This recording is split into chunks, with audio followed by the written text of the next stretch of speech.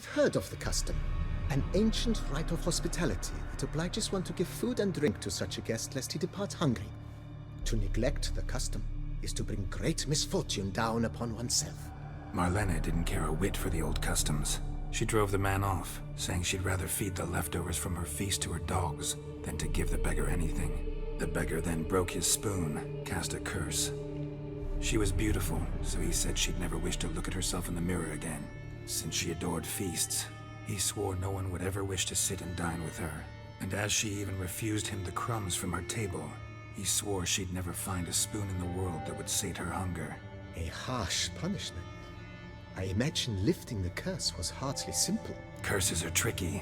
They play on irony. Always gotta figure out what the catch is. Marlena had spent decades looking for a way to lift it. Transformed into a wight, she stole spoons and lured folk into her home, trying each time to get them to dine with her. Didn't work. So what did? Someone had to sit down and share a meal with her, of their own free will. They had to eat without using spoons, and make her look at her reflection. That's it? That was all it required? Simplest solutions are sometimes the last that come to mind. Besides, when you're a wight, it's pretty damn hard to find willing human company for a feast. I imagine so. But, most importantly, it is now over. Please, don't worry. She will be in good hands here. Thanks. Gotta get back to my business now. See you soon.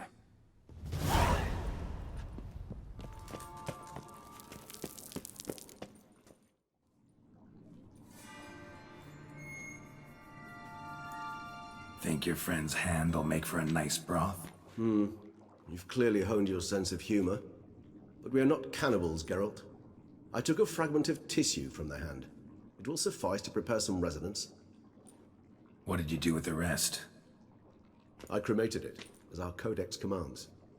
A raven told me you'd acquired the necessary ingredient. Pretty helpful creatures. Calling them often? I try not to overdo it, but they can be so useful, as they were now, when I merely needed to be sure I could arrive in time should things go sour. Managed fine alone, but thanks for the thought. Gonna need much longer to finish brewing resonance? Mentioned the last ingredient, too. What about that? That, I fear, might prove troublesome. You see, to use the concoction to summon the memories of one, the solution must contain the blood of another specimen of the same species. Shouldn't be a problem. I happen to know a higher vampire who should be willing to help. Right, Regis? It's not that simple, I'm afraid. While you were away, I tried my damnedest to identify a replacement, but alas, none such exists. Not sure I understand what the problem is. Can't we just draw some of your blood? The blood must be in an agitated state. As I'm certain you know, higher vampires can change their corporeal shell. As our flesh changes, so does our blood's chemical composition. To make a long story short, I shall need to induce in myself a state of strong psychokinetic arousal. In brief, madness, rabidity. And that stands to be very, very dangerous. Dangerous? Why? I mean, you'll still be you, right? True, but I should be highly agitated, in a state of fury. You know better than I that fury cannot be controlled. If you've ever seen an enraged vampire, you know very well that all who find themselves nearby will be in grave danger. How will we handle that? I'd rather not have you lunge at me, claws extended. That makes two of us. But worry not. I've thought it through very thoroughly. Details to follow soon. All right, so what do you want to do? We shall visit Tesha Mudna, an ancient vampire estate. There we will find cages suspended in the air. I will enter one, be confined. You will lure beasts there. Beasts you will then kill. The bloodletting should prove profuse. Abundant enough so that the blood scent will drive me mad. Wild. Tesha Mudna. What's it like?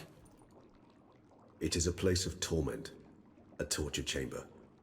Long ago, shortly after we'd arrived in this world, one among us named Kagmar developed such a taste and lust for human blood that in one night he could imbibe an entire village.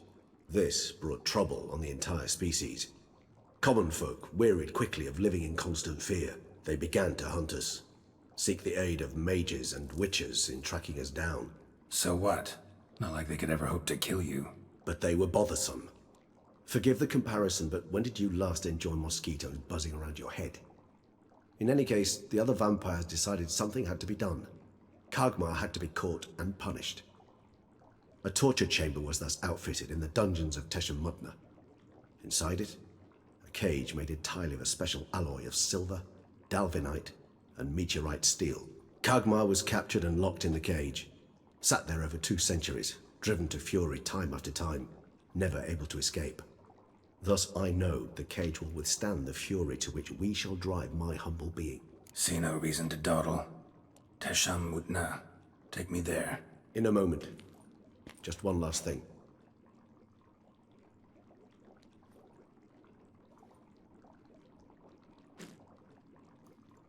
What was that? Blood. Oh, the last favor the Raven did me. I've also taken some Sancurium, a solution that sharpens one's sense of smell. 1 drop of blood shall smell like a gallon to me now. You crazy? You're a recovering addict. Your outrage warms my heart, Geralt, but you must remain calm. I have no choice.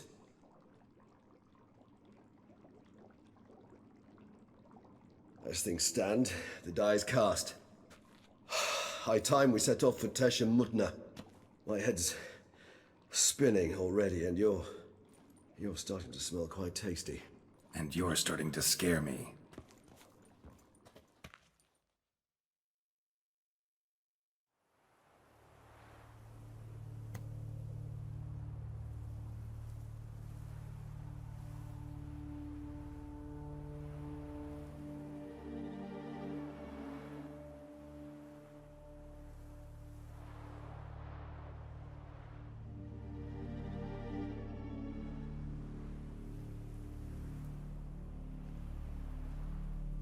We have arrived. The sacrificial chamber of torture and torment lies underground. Sure you know what you're doing? I can only hope I do. Please, let's go. The longer we delay, the less control I shall have of my faculties. I'd really prefer not to hurt you. You lead.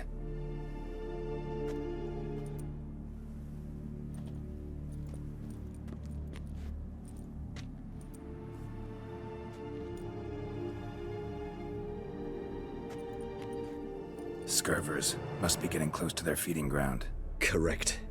I told you there'd be danger.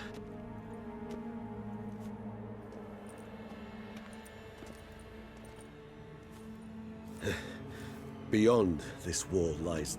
An ancient vampire dungeon. Seen a lot of things in my time.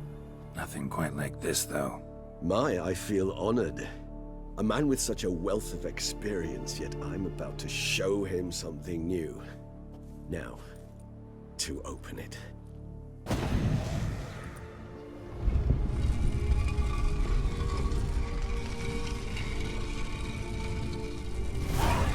How the hell? It's an ancient form of protection against unwanted guests.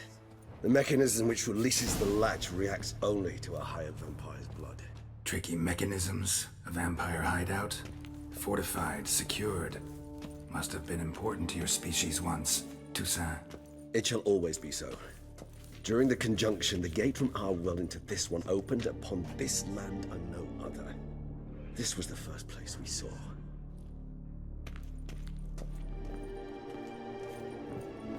This place. There's evil here. Death hangs in the air. Yes. Great many beings have breathed their last here.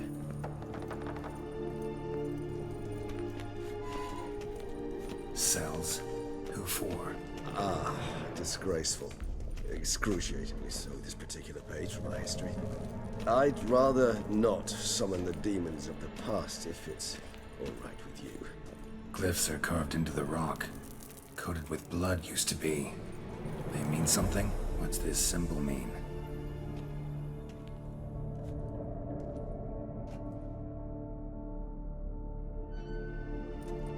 Charming place.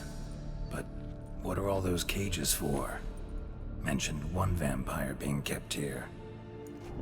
Yes, well, you see, humanitarians is something my ancestors were not. They concluded Kagmar would best be punished if he were tormented. fermented with the scent of blood he could not taste. Thus they also kept humans here. Humans whose blood they slowly let. Kagma ranted and raged in pain as those humans slowly bled to death. They treated them like livestock. Live bait.